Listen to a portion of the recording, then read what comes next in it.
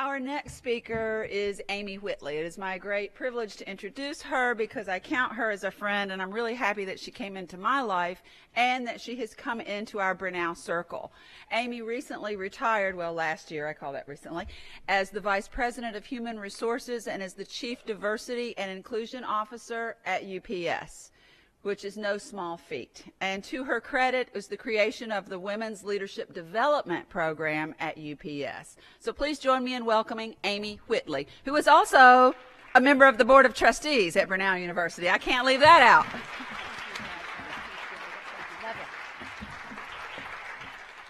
Thank you, Deborah. I know you're all thinking, glad you don't have to follow that act. That was truly astonishing. And I just want to recognize Deborah and her mighty team for putting on this wonderful colloquium here today that we're all enjoying. I can tell that you have a lot of momentum going. I've met some really amazing women here today.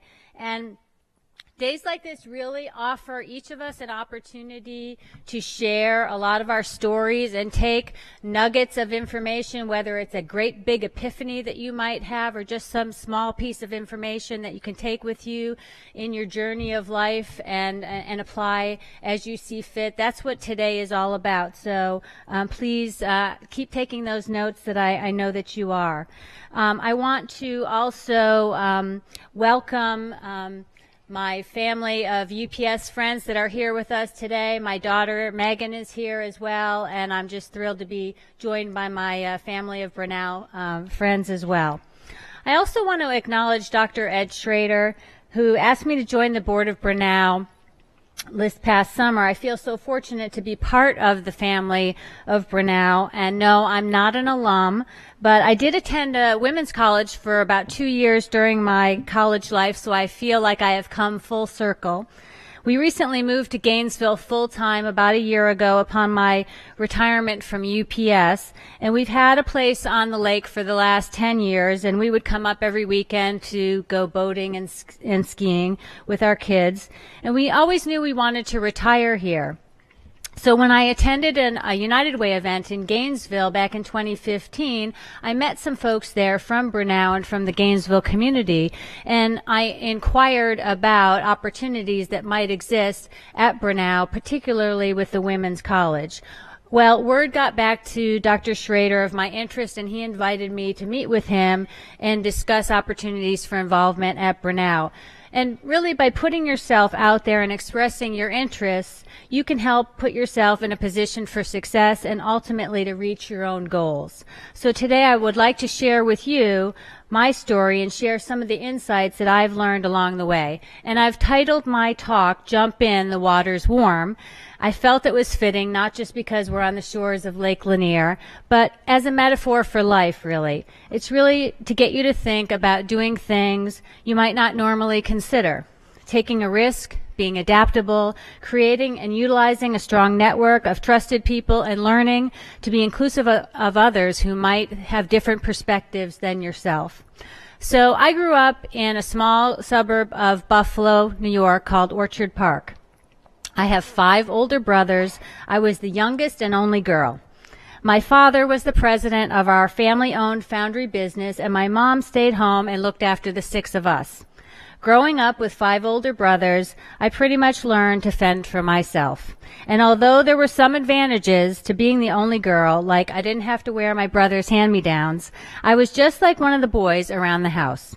I had an Aunt Dorothy who holds a special place in my heart. She taught me many life lessons of self-reliance, faith, and to appreciate the great outdoors. She basically taught me everything I know how to do athletically.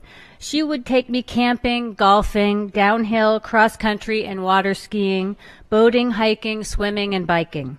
She was an independent woman, unmarried until she was in her mid-40s, traveling around the world alone, all during a time when this was not the norm for women. She had a career at the University of Buffalo, and I considered her my role model. She had the best attitude, courageous and kind-hearted, with an open mind, always willing to try anything.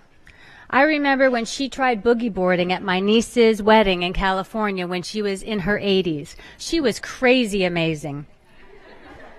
She passed away last year, and I've got to say, the older I get, the more I realize the important role she played in shaping my life through the experiences we shared together and the attitude she displayed.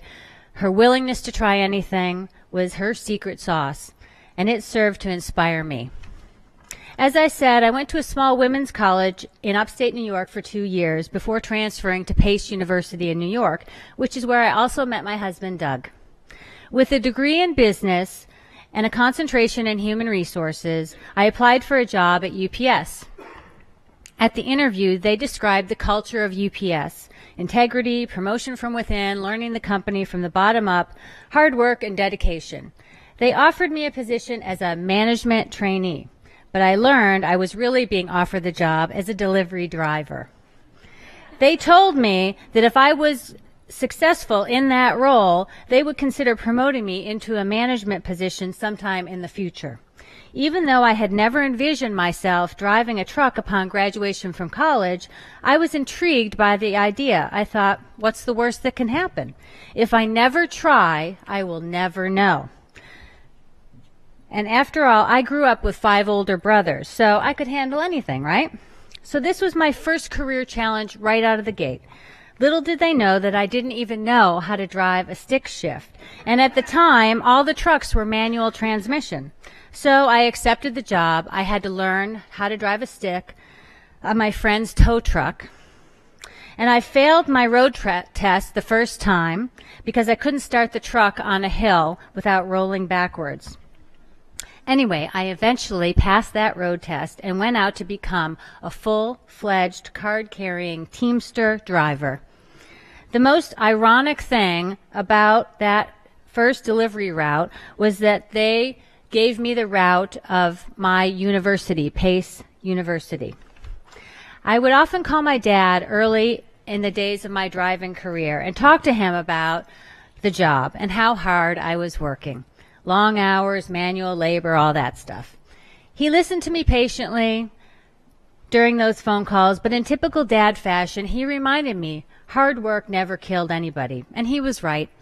I worked through the heat of summer and through my first Christmas peak season, learning the business of package delivery, customer service, navigating traffic, how to read a map. Keep in mind, there was no cell phones or Google Maps back then. I had one of those big maps in my truck trying to figure out what way I was going.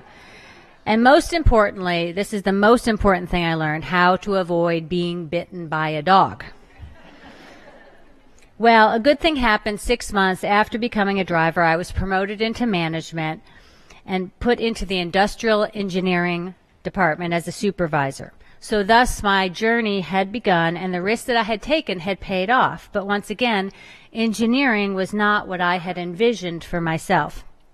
But I quickly learned that that's how career progression worked at UPS. I was given many different assignments in areas that truly stretched me. And initially, I was placed into the engineering department where I was part of a team that helped develop the mapping of the driver's routes and time and motion studies.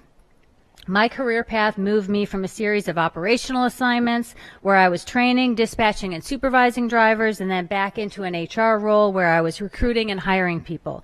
And over the years, I worked many night shifts as UPS is a 24/7 operation. The work was always hard with long hours and a tough, no-nonsense, male-dominated union environment. But some of my favorite memories are from the times I spent in operations. I established great relationships with people, and I learned a ton. The biggest lesson I learned, really, was to be authentic in my leadership style and not to try to fit the mold of other people. I moved up the ranks quickly and was given a multitude of challenging opportunities, most of which at the time I didn't feel qualified for. But sometimes other people see things in you that you don't see in yourself, and you've got to believe in yourself and just go for it. In case you don't know, UPS is the world's largest transportation and logistics provider, serving over 220 countries worldwide with over 440,000 employees globally. We're one of the top 5 employers in the U.S. and one of the top 10 most ethical companies. And of course, we have the very best delivery drivers.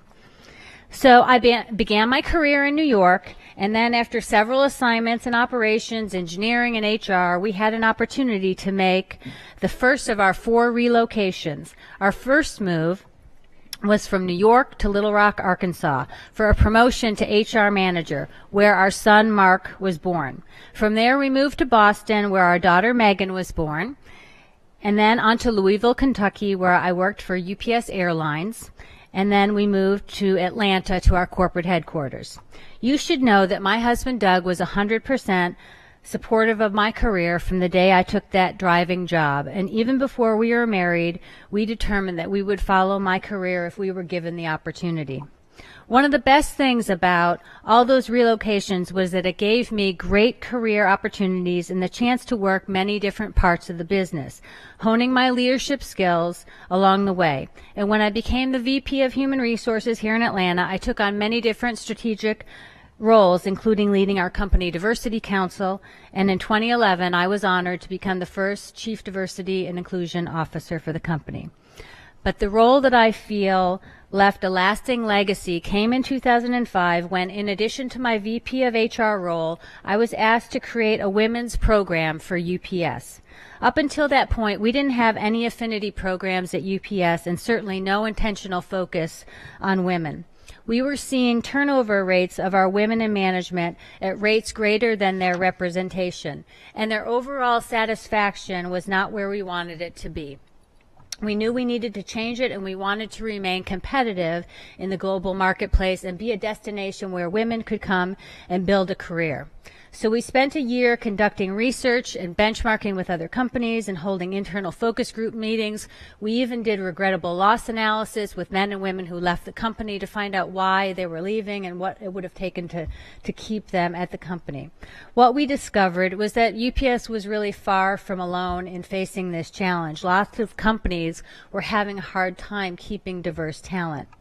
We were faced with a shrinking labor force, changing family structures, with women becoming heads of households, shifting generational expectations, where young people wanted more time off, more flexibility, and more career choices. And really the rise of the entrepreneur, where women were leaving corporate America to start their own businesses. So we needed to create a program that was going to bring awareness to this issue and then solve for it. I'll never forget the magnitude of this project at the time, and when it was under development, when I had to present this proposal to our annual senior leadership conference. I wasn't sure exactly what my male colleagues were going to think about it. But to my sheer joy, they were supportive and interested in hosting pilots in their local geographies. Now, there were some concerns when it rolled out initially, like what are all these women meeting about in all these conference rooms? Because up until then, it just wasn't done.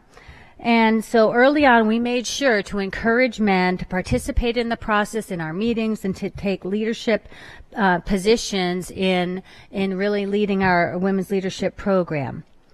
I always like to remind people, and Deborah said it earlier, that to be for women is not to be against men. So we therefore created a program called WLD, or Women's Leadership Development.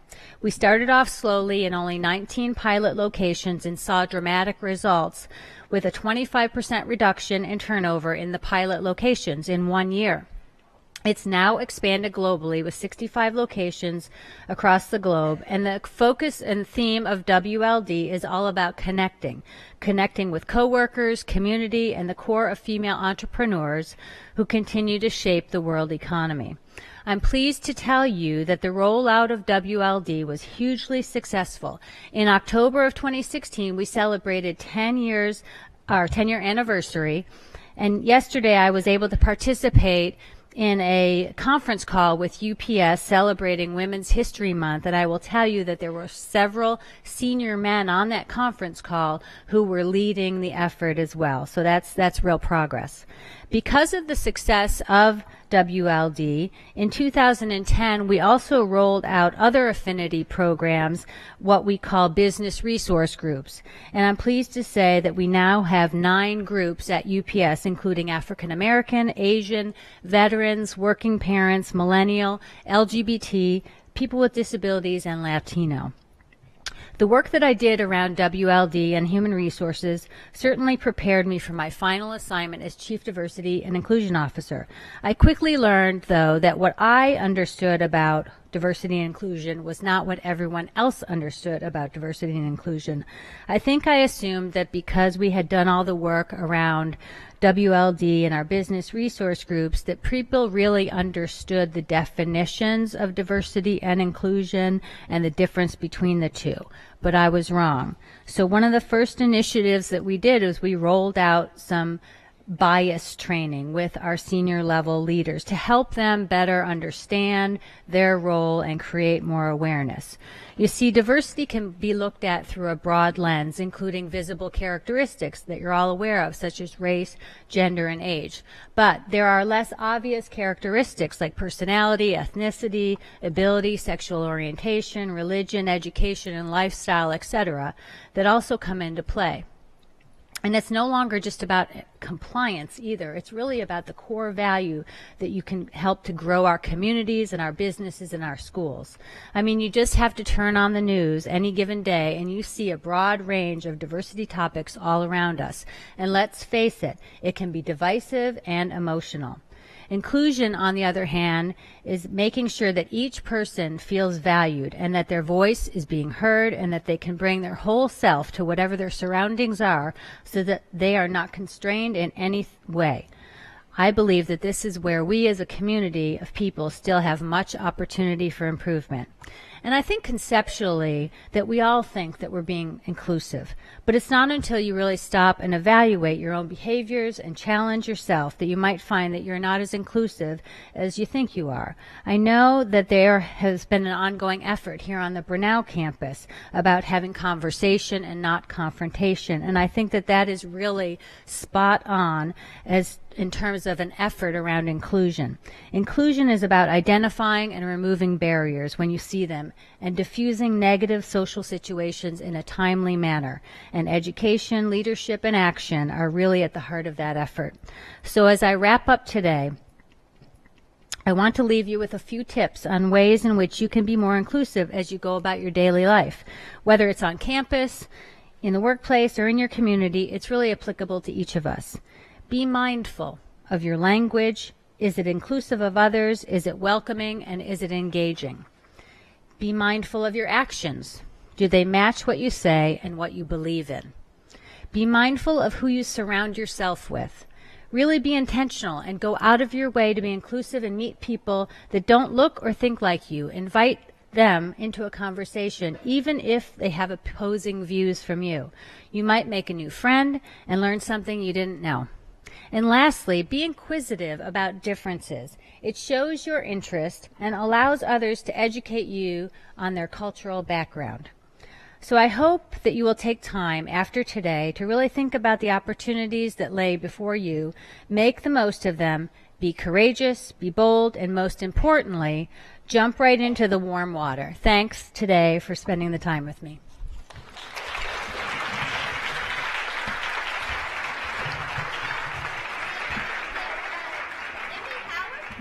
Emmy Howard, is there an Emmy Howard here today? Deborah? Excuse me, sorry. Yeah, I have an FPS with Emmy Howard.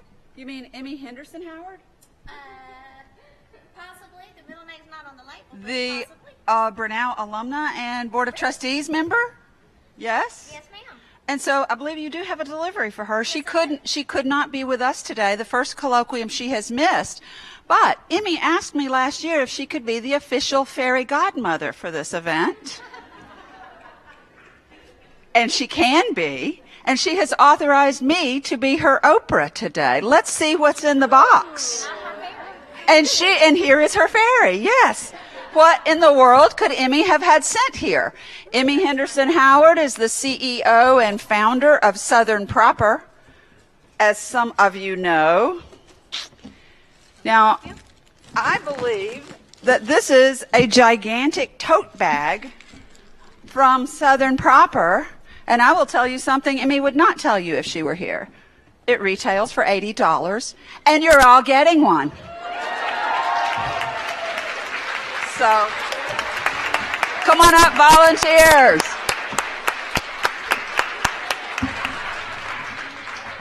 So head to the wings. The boxes are in the wings. This part will be a little chaotic. Head on back. Yep. There you go. Awesome. A special thanks to Jonna from UPS for being willing to come put on her outfit on her day off. Thank you. I love Brown. You look good in it. You wear it well. I think you get the first. You get the first one, Jonna. Thank you. My pleasure. Thank you. You were fabulous, and I will thank you. That worked.